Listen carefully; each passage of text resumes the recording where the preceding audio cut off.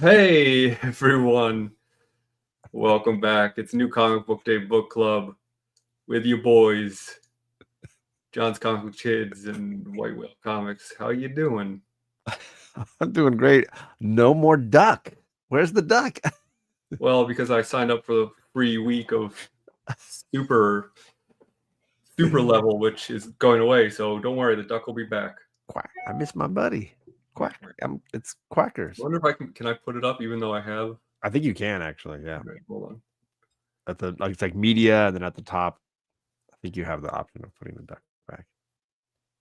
Better. Rubber ducky, you're the one. You make bath time oh so fun. It's fine.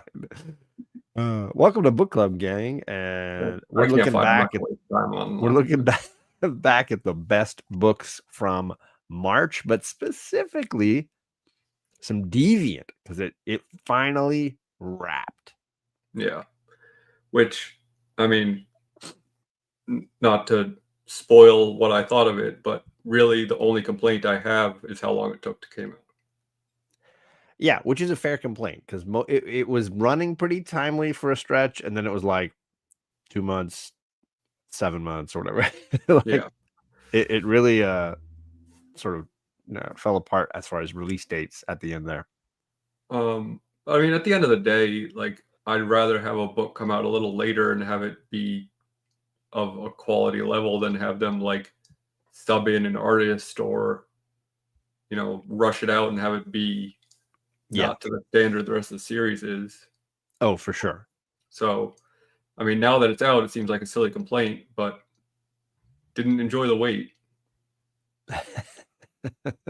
Yeah, and I think to the point we make on this a lot, in the era of making things for trades, I don't understand why they don't just like get the whole thing made, then release it however they want, and the trade can come as quickly as they care. Yeah, It seems like it's always last second. I think the issue is that they haven't done that, and so they don't have a queue ready. So, yeah, they can do that if we wait 9 months to have no comics. Well, I mean, with a company like Image, I guess it could work with the other two. You just have to like release a few fewer titles and start stockpiling a couple of things here and a couple of things there and just hold on to stuff. Maybe, I don't know. Image is the easiest because there's not a connected universe for the most part. You just hold on to this, you hold on to that. I don't know. But then you're putting out money and not taking in money.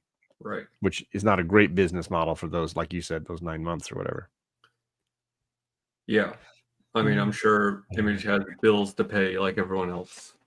Tragically, criminally. For those that have not read it, and I mistakenly called it Deviant earlier, it's the Deviant. This is a James Tynion and something Hickson. I can't remember. Joshua, sure. Hickson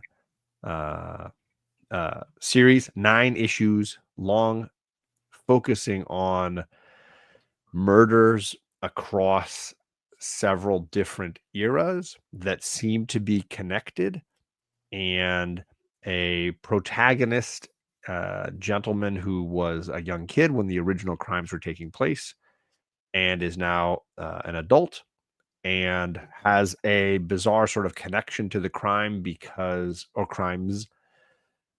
his coming of age or coming to sexuality, a sexually awakening, seem to coincide with the original crimes, and so therefore he feels a connection to the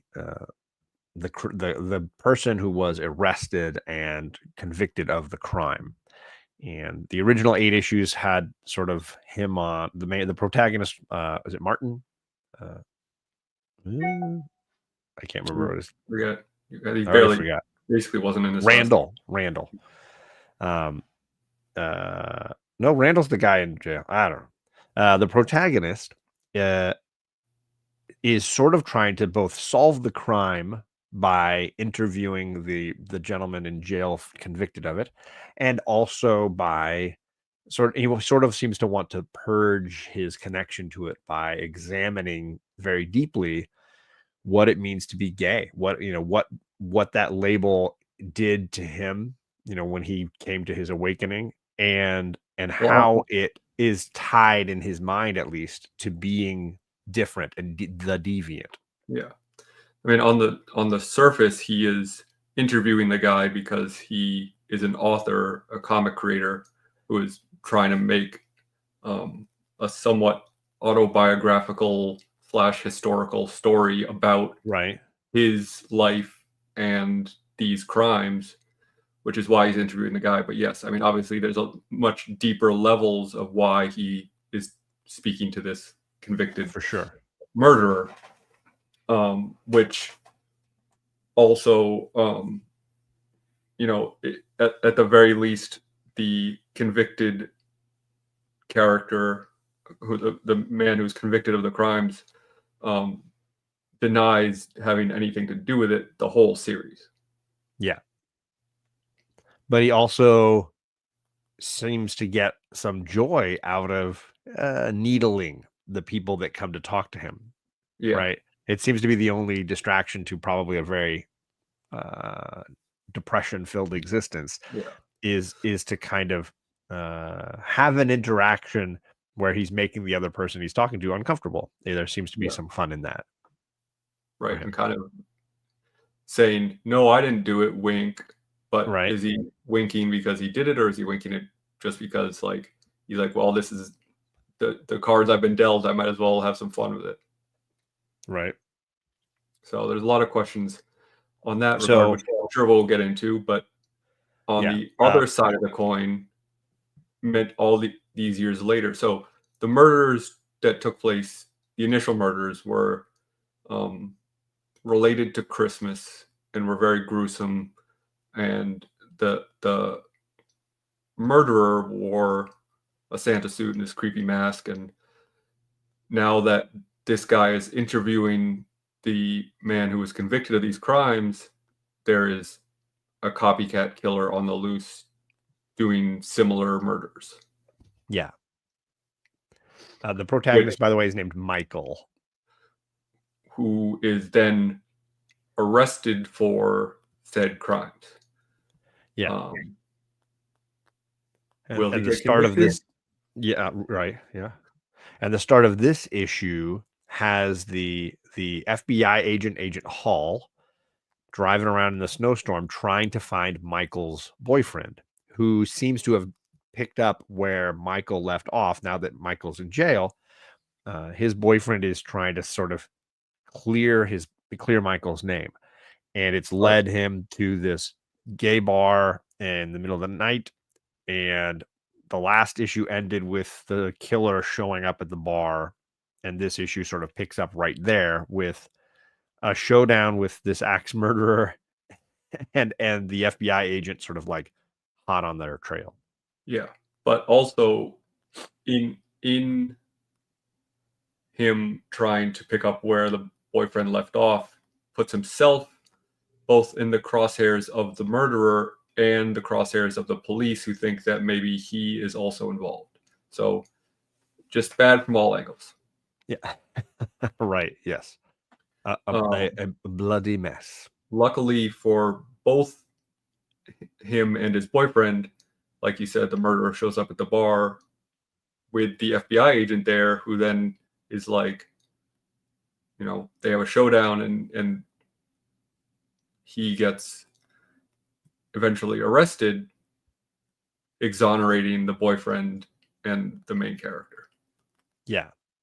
The FBI agent also is a fascinating character. He is the only one who genuinely believes Michael is innocent, Mm-hmm.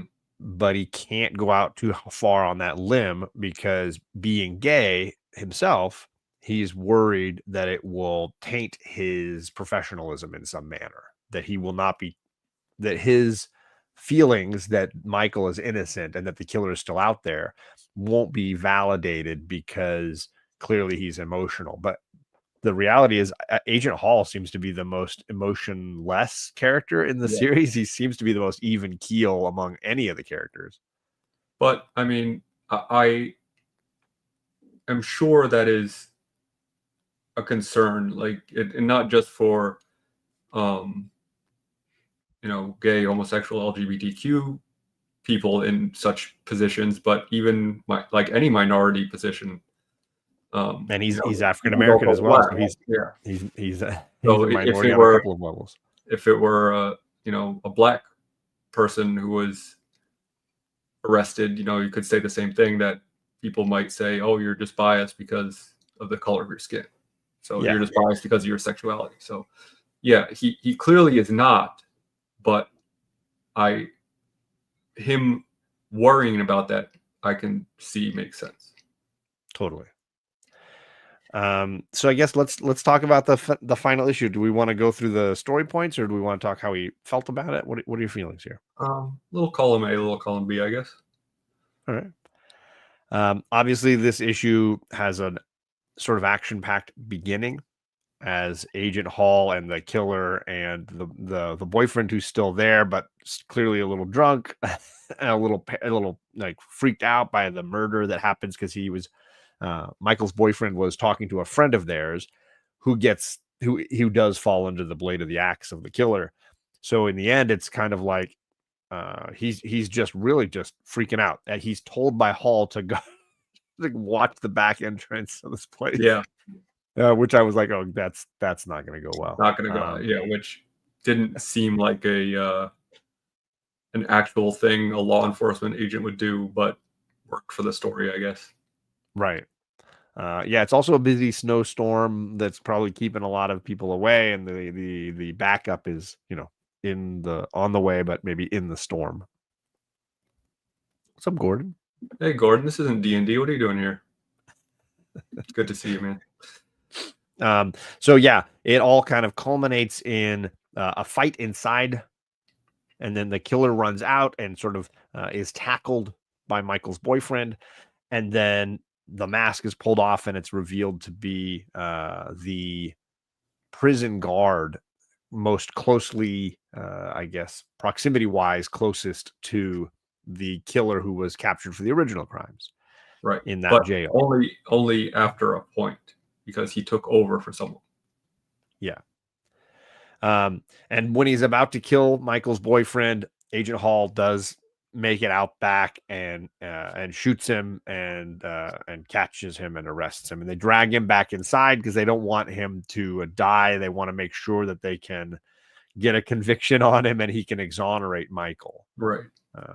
Which, happens. I mean, plus, again, law enforcement would do everything they could to save someone, because innocent until proven guilty, even though you just attacked an FBI agent and an innocent man, it is not their job to decide, well, I'll just let this person die. So, like, of course he would try to save him. I don't think we needed that kind of extra. But, I mean, I suppose it's a story, so you kind of have to play to the, I don't want to say lowest common denominator, but, you have to kind of, if people don't really think that way and say, oh, well, why? It doesn't make any sense. Why would he save him? Why wouldn't he just let him die? It's like, okay, so we'll put this thing in about the need to get conviction, exonerate Michael. The middle section, or I guess the second third of this, is the backstory for the current killer, the officer from the prison, and you get to see how he was in and around the original killer's periphery, and then sort of needled him for information, and sort of had this obsessive fascination with the crime, and sort of wanting to be a part of it in some way. And it sort of skips around a little bit through different moments as we get to see how it built up inside of him to then see Michael coming to do these interviews and want to then recreate these crimes. And then it ends with Michael going back and interviewing the killer and trying to get all the information on kind of how this all went down and what it all meant, and how he connects himself to this prison guard and what it means for ultimately. For me, the whole book feels like Michael coming to terms with the fact that he is not a deviant, despite how he feels about his sexuality up to this point. Right. And I think it's a very interesting yin and yang with the killer, because and I was going to wait to get into this, but I feel like it is appropriate at the moment. As you said, Michael has this kind of, I don't want to say self-loathing, but this feeling that being gay is wrong in a way, I guess, or Sure. like he's I mean, not I would absolutely say that there's some self-hate going on here. right. Like I guess he doesn't like see it as wrong or evil because he's living with a serious boyfriend. Like he is accepting the fact that he is gay. He's not closeted or anything, but Yeah, he's at not the same denying. time, he is uh, definitely affected by society's view of LGBTQ members of society, where they are, in a lot of ways, unfortunately, looked as less than or wrong or deviant. Whereas the killer, on the flip side, is painted as a deviant, but I feel like he thinks there's nothing wrong with it. Yeah, I think depending on how we feel about it's Randall is the original killer, the one in jail. Mm-hmm.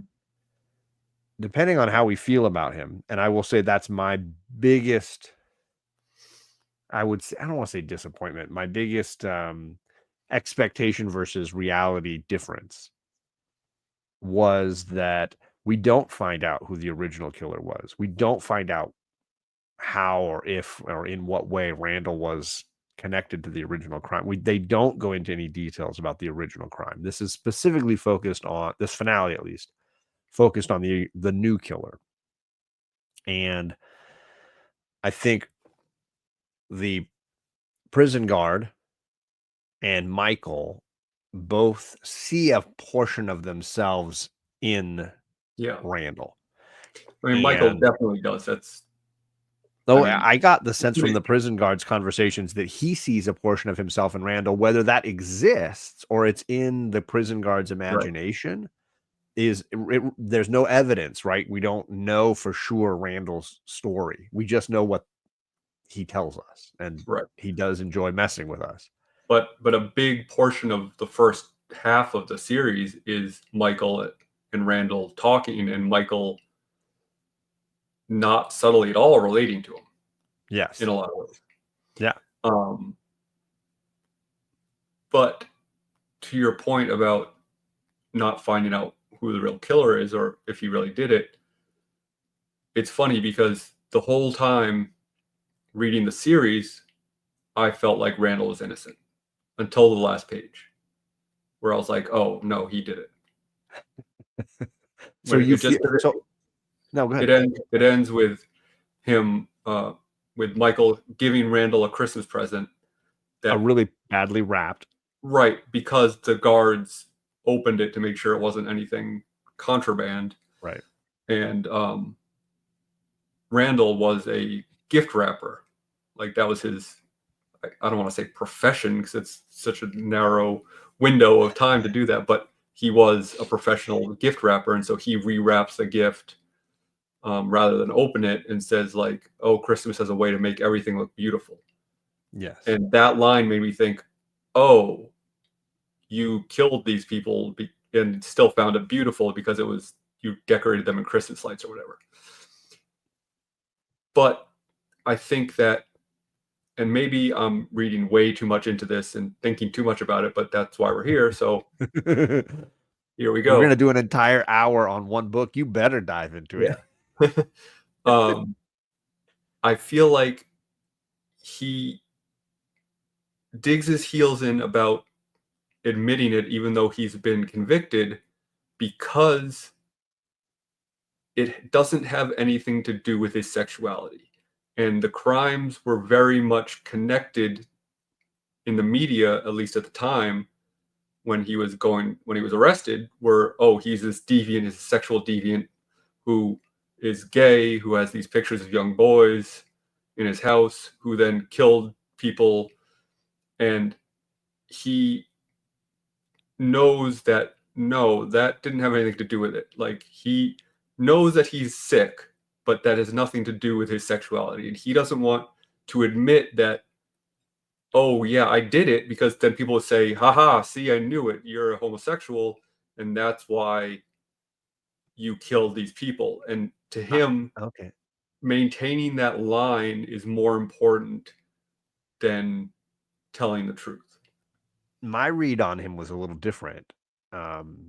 Firstly, I love the way you framed the ending, because for me, I loved the sequence with the president, but I couldn't quite put my finger on why I liked it, except that it was this interesting moment between the two of them that was, I guess, finally allowing the two of them to see each other slightly more fully. Mm-hmm. But if it is indeed Tinian deciding to give us all he wants to tell us about the past and feels like, no, this scene, then I like it even more. The fact that Yeah. they don't feed it to us and tell us, and that's all they're giving us. I mean, I might like it even more. But what I was going to say is, I viewed Randall's decision not to say I did it or didn't. He doesn't even say he didn't do it. He really is kind of, like you saying, towing this line. I think he's doing it because it entertains him, and he's stuck in a constant routine, and the only entertainment he gets is when people come and ask him, whether it's this prison guard that he clearly has similar conversations with, Yeah. or Michael, or Michael's boyfriend Derek, or anybody else, because there's probably other people that come, and he's probably happy to have visitors. And if he ever steps off of the tightrope onto one side or the other, the game's up. Right? Mm. It's like giving away your magic trick one way or the other. And he's got no way out of this. So why not get the little bit of joy he can get? So I always took it as it was part of the game. Yeah, and I mean, that very well may be part of it. I obviously, we get little bits of his interactions with the boyfriend and with the guard as well, but I I got the sense that his relationship with Michael was fairly unique, that he broke down some walls that he normally wouldn't have let down with him. At least, like, that's the sense that I got, or how it was presented to us. So I So feel that like no, go ahead. he would have been more likely to, like, nothing worse is going to happen to him at this point. Like, he's in jail for life. If he says, "Yeah, well, you know what, I did it," it's at that point, six of one, half a dozen the other. But I also think that the story isn't about whether or not he did it. The story is No. about a lot of other stuff. So I think if they had wrapped it up in a bow, pun intended, I think that would have kind of cheapened it a little bit. Yeah. And I No, that's understand, fair. like, Yeah. I understand the human desire to want to know the truth. I listen to plenty of true crime podcasts, and the episodes where there's no definitive conclusion are very frustrating.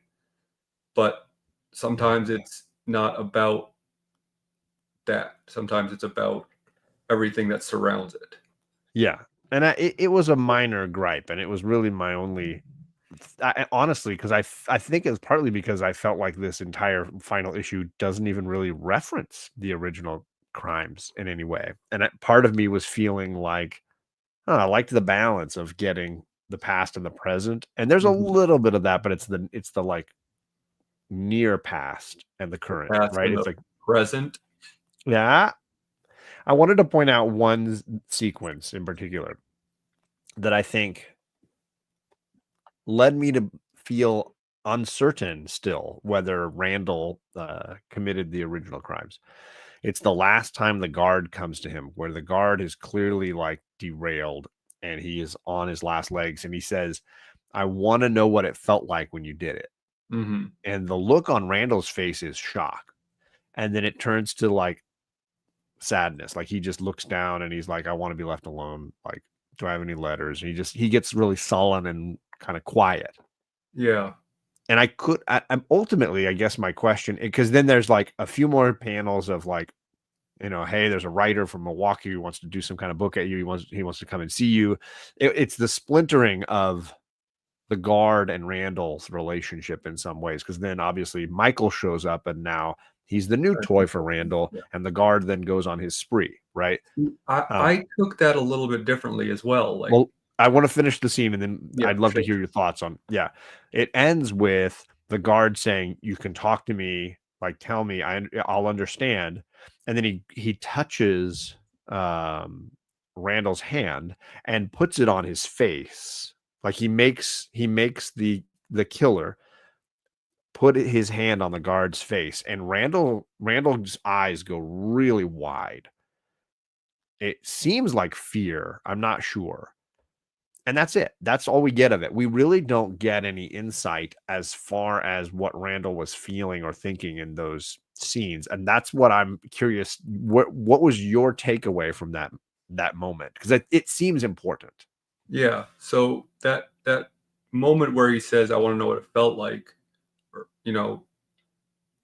I think there's two things that happen in those two panels are indicative of such, where his eyes go wide, where he realizes, he's been playing this game with this guard, and this guard is unwell.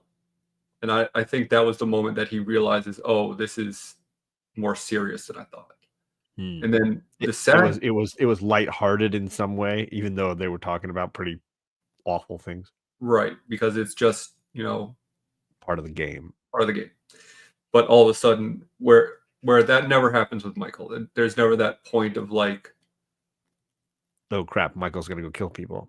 right, he never sees him as a psychopath. Um, and then I think the sadness is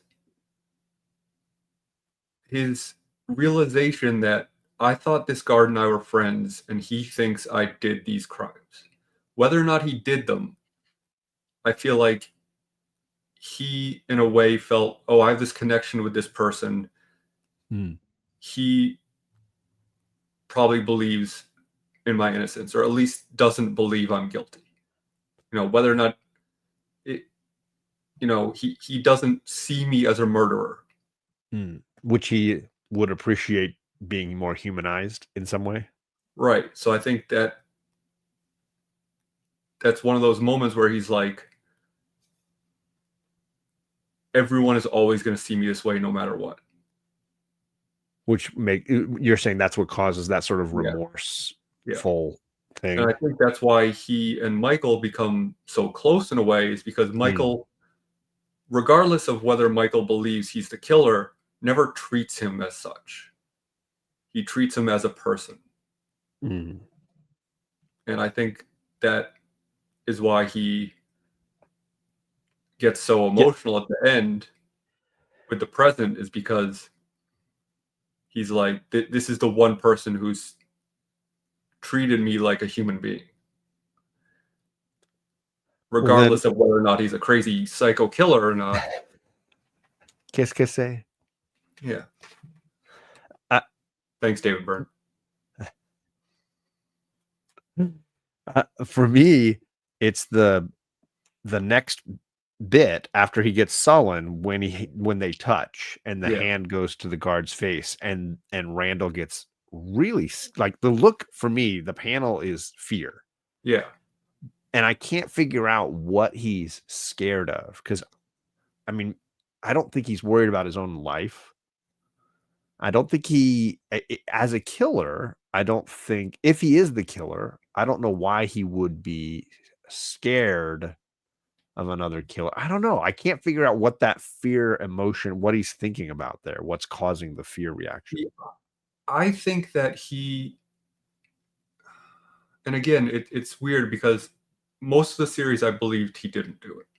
Mm-hmm. So looking back on it after the end, where I said, okay, at the end, I think he did do it. Looking back on that scene, I think it's a sort of thing where, you know, a big part of the legal process is that, everyone's like, oh, I can just plead insanity. Mm. in order to plead insanity, you have to prove that you do not understand the difference between right and wrong. I don't think that's Randall. I don't think he's insane. I think he is unwell, but he knows what he did was wrong. And, you know, he had this, much like a lot of, serial killers and such, they have just an uncontrollable urge to do these things. Take BTK, for example, who didn't kill for years, but it builds up in them to a point where they don't have a choice anymore. They're like, okay, I have to do this. And, BTK famously did weird things like make sure people were comfortable before he killed them. Because he, I'm sure that was part of his sick process, but at the same time, he probably knew, this is wrong what I'm doing. So Randall, so you're saying, Randall not getting to kill doesn't exclude the fact that he knows it was wrong. So the guard fear, in this moment of like, I'm trying to connect with you because I want to be like you, or I want to do the things you did. I think a killer can still be horrified by that. So yeah, so it's a monster being horrified by a different monster. That's okay. I can see that. Maybe that's thinking way too deep about it, but they wouldn't. It was an interesting moment because it was a very intentional moment for his reaction to it. So it had to be for some reason other than, oh, this guard is hitting on me. Oh my God. Like, why would he be upset about that? If anything, he could use that to his advantage to get preferential treatment. So I don't know. Yeah. It was just an interesting scene. And I think for me, it's the only scene that really connected to the original crimes. And if we're, clearly not being spoon-fed an answer here. So if we're left kind of to decipher it for ourselves, we have these two possible choices. Randall did it or he didn't, right? And this scene combined with your comments about the final moments seemed to be at odds with one another. And I was, for my process, I'm going to be very excited by the way, I know this is the sign of Alec and I loving a book. If you haven't been to one of our live streams before, this is how we love a book. We get into all the little details and start just like running ramshot across the entire book.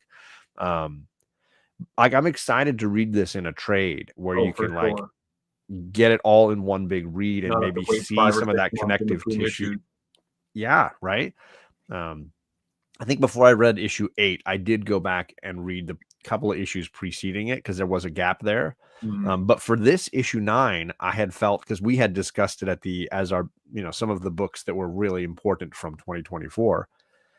I felt like, you know what, I'm going to go in and just read it and see how because I knew obviously that they were at the bar at the end of issue 8 and that the killer was coming in the door and Agent Hall was driving around looking for Derek. But like, I was like, I'm just going to go in blind. And it worked, except for I was like, oh, I was hoping that they would go back and at least revisit the old crime again. And then reading it again tonight for the show a second time, I felt like I was less bothered by that, but I had more questions about, ultimately, I guess, about Daryl and what he represents in the story and what his truth is, which is great. They're good questions. They're like story and character questions that you should have. And I like that they're not just spoon feeding it to us. Right. And I think it's the mark of a good story that it keeps you thinking about it after you're done with it. Right. I do find it funny, though, that you are so hung up on this idea of questions not being answered at the end of something when your favorite damn series is Lost. I mean, I don't know if I'm hung up on it, but I am left with curiosity. It's a good kind of curiosity. But yes, I'm a hypocrite when it comes to Lost, and there are a ton of flaws to that show. Ton of flaws. Not gonna claim that it's perfection or anything like that. But I don't believe art is perfect, for the most part. Even masterpieces like 12 Angry Men or whatever, the flaws kind of make it what it is. But yeah, in this case, I ultimately maybe the real gripe is I just wanted more with Daryl and wanted more of that interaction. Yeah, I mean, I think that was one of the big strengths of especially the early issues were his conversations with Michael. And we did get that moment at the end that I think kind of satiated that want for me. Mm-hmm. I think if this whole last issue had been just another conversation between them, it would have felt anticlimactic to a point. But yeah, Sure. I mean, obviously, it's like, have you watched Mad Men? Oh yeah, of course. Okay, at the end of the end of the first season, where he does his pitch for the carousel for Kodak, and after that episode, I was just like, oh, when is he going to do another pitch? That was so exciting. That was so interesting. And he doesn't really do too many throughout the series, but I was always waiting for that next time for him to do that because it was such a impactful moment. Yeah. A good character revealing moment. Yeah. So it's that sort of thing where, I don't know if the creators of Mad Men did that on purpose to make you want to. I mean, the show was enthralling enough as it was. I don't think you needed a reason to stick around to keep watching this idiot man do his idiot things. But knowing the right amount of spice to add right. to a story, I think I did I joined a podcast recently to do an episode they wanted to do on Silence of the Lambs, and it's connecting to this in the same way where you have this small part, ultimately, whatever 20 minutes of the movie has Hannibal Lecter in it, but he overshadows and looms over everything. You're on your edge of your seat waiting to get back to him. Yeah. He's in the scenes that he's not in because he breathes life into so much of what's happening, or terror, I guess you could say. Yeah. Even though the real menace of that movie is Buffalo Bill, right? Who is, and it's also, by the way, enthralling and creepy as hell, and probably not in the movie much more than Hannibal Lecter, but right. I mean, it is based on a book and a series that is about Hannibal Lecter, so it makes sense that the movie, even though he's not the focus of the story, is the focus of the movie. Right. And it feels the same with Daryl in this story, where because he sort of looms large. Yeah, exactly. Yeah. So Silence of the Lambs is a hell of a movie. I mean, my God. Yeah. I don't know if you've ever watched the TV series Hannibal, but I highly recommend it. Season, yeah. It's so like beautifully grotesque and wonderfully like. I was surprised at how graphic it was for a network show. Oh my God. Yeah. And I love the interplay between the two leads and the sort of homoerotic love story going on between these two, because it only gets weirder as the show goes on. It's hilarious that side of it. That's so it's subtext until it's like not. But it's and great performers. I mean, Mads Mikkelsen is fantastic. Yeah. So read the Deviant. I don't know when the trade is coming, but people need to check that out and I mean, I would definitely recommend pre-ordering it. Just not that it's going to sell out or be in short supply, but just to support good comics and support your local shops. And TJ, he's always. I knew he was lurking. I knew you were lurking, TJ. Finds exactly the right time to just put that dart in the board. But yeah, James Tinian obviously gets a lot of notice for Something's Killing Children. I enjoy this a whole heck of a lot more than Something's Killing the Children. So Joshua Hickson, obviously great artwork and worth your time. It's always hard comparing a mini series to an ongoing, though, just because it's so much more focused, and you can kind of design a 9-issue series much more cohesively than you can a 30-40 issue ongoing. Totally. Well, and they have very different rules and very different needs as stories, right? For sure. But I know that he gets a lot of notice for that, and I feel like he should get just as much notice for this. So if you read Something's Killing the Children, you enjoyed Something's Killing the Children, or Nice House on the Lake, or I mean, so many things. So many things. He's pretty prolific. Yeah. Hey, Old Wolf, there's something called The Replay that you can go back and watch. We're not gonna. Very disappointing. Yeah. How dare you? Do better. Yeah. You're kicked off of Dungeons and Dragons. I'm coming for your character this weekend.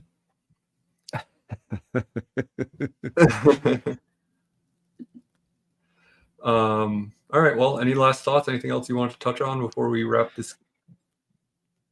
No. I'm not going to probably make any videos on it, but I did not care for Hush 2 issue 1, and I probably will. I might wait and read the whole thing digitally and see if I want to get a trade of it in the end if it becomes something. But I don't try to make too many videos just crapping on books, and it doesn't seem like a good use of my time. But I was terribly disappointed with issue 1. Yeah, especially I feel like DC's doing a lot right now with their superhero stuff. I think they're putting out some quality stories, unlike Marvel. All new Venom, cash grab. Oh my god! Somebody told me the twist. I was like, I'm not reading Venom. What? Can you just tell me the twist? And I was like, oh, that's horrible idea. It's so silly. Yeah, for so many reasons. We won't spoil it here because no. Even though hit me up on Instagram. It's not about that book this week, so I don't want to. No, that's fair. But I mean, one of the variant covers spoils it. Oh, does it? Oh, okay.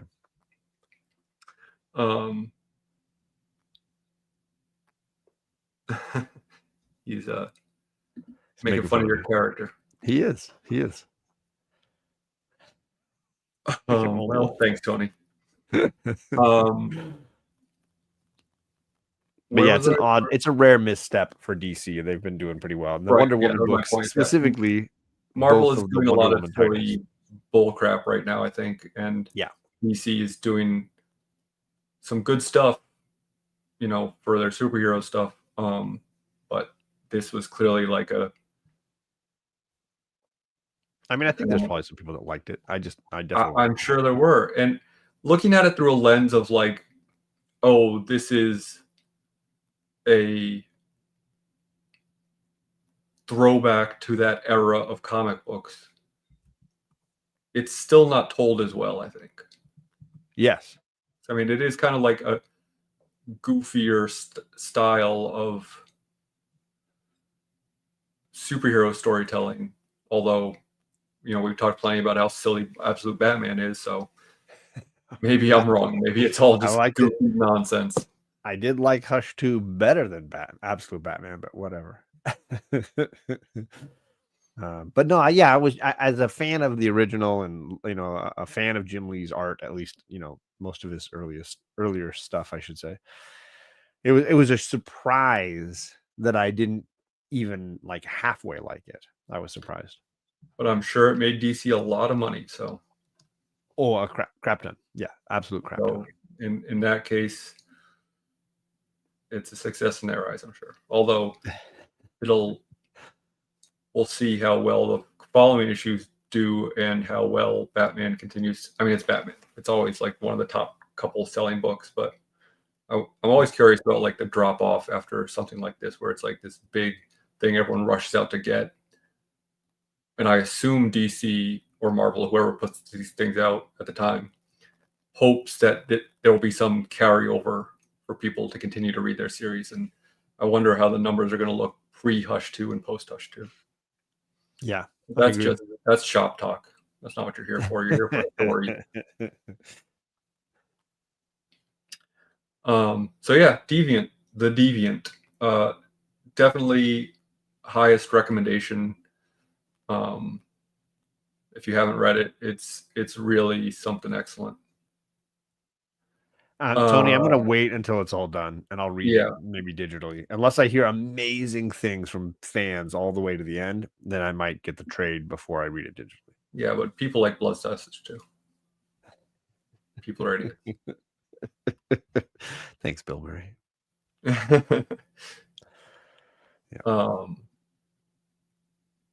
Yeah, I don't know that I'm gonna buy it as it's coming out. I think, and I don't even really want to buy a trade of it. So I'll either, track it down at a library or read it at work or something on my break when we get a trade in. I was gonna say, you just go in the warehouse, you'll find all the issues stockpiled. Oh yeah, somewhere. we're gonna have plenty. Yeah, don't worry. We ordered so many copies of that book. My shop did too. But think of all the covers. Yeah, listen, I'm already drowning in poison ivy. I don't need a million Hush covers. Yeah, I think I've almost got 100 issues of the first 30. Yeah, I need to count. Yeah, I actually have because I just jumped into my CLZ and I was like, okay, it's about 100. Yeah, I haven't updated mine in a hot minute, so I can't look that easily. I need them to put out some cool poison ivy decorated short boxes, and then I can just load them all in there. That's what I need next. I got these cool boxes that have a little. They're like hard. They're cloth boxes, but that sounds weird. They're sturdy, but they have like a little thing in the front to put like, I think they're for like index cards or something. Sure. But I have a little Chris Somney Poison Ivy original, and it fits perfectly in there, so I put that in the front. Nice. Yeah, so far I think they're in the Secret Wars box I got back. You can see Hulk peeking out. Yeah, that's the wrong publisher. Yeah. I'm well aware. The Batman box over here is full of Nightwing, so what are you gonna do? Well, at least that's a Bat book. It's adjacent, right? Yeah. One day they'll do really cool Poison Ivy. I agree it's a problem. I'm saying waiting for the solution to present itself. Yeah. You got anything you want to mention? I did a video on a bunch of the Nick Cardian Poison Ivy books I picked up at the convention over the last weekend. And I got one tomorrow that's like a little room tour. People can see, like Tony was here in person. He's seen it, but a little room tour where I keep my comics. But I'm off to Portland Saturday morning. I'll be up there for the memorial for Jennifer on Sunday, and I'll be staying in an Airbnb with the bearded comic bro and his wife, and Mars and her husband, and Fire Guy Ryan, and Tessa as a nerd, and Charlie's coming along with me. So it should be a whole lot of community time, and hopefully joyful tears celebrating a good friend and meeting some people that I've never met in person. So what a nice way to come together. Yeah. Wish I could be there, but say hi and shed a tear for me. Absolutely. I will do that. So that's my weekend, and then I'm on spring break next week. So I will hang out in Portland a couple of days before coming back. So come back on Wednesday next week. Maybe D&D on Sunday. Typically, on my channel. I won't be there for that, but yes, everybody else should be. Everyone else should be. Gordon will be there. Old Wolf will be there. We do it most Sundays. We're kind of wrapping up this campaign pretty shortly, so get in while the getting's good before we're done. That's about it. All right. Well, never turn your back on a psycho Santa killer or the ocean. Don't want to forget about that. Okay. Bye.